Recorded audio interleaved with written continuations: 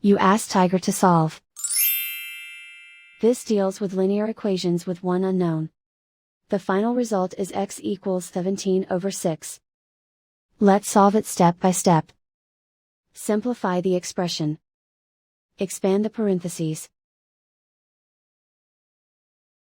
Multiply the coefficients. Simplify the arithmetic. Group all constants on the right side of the equation.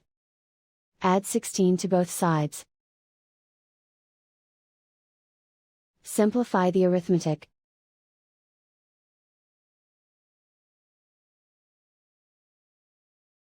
Isolate the x. Divide both sides by 6.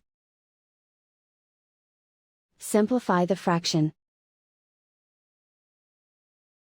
And so the final result is x equals 17/6.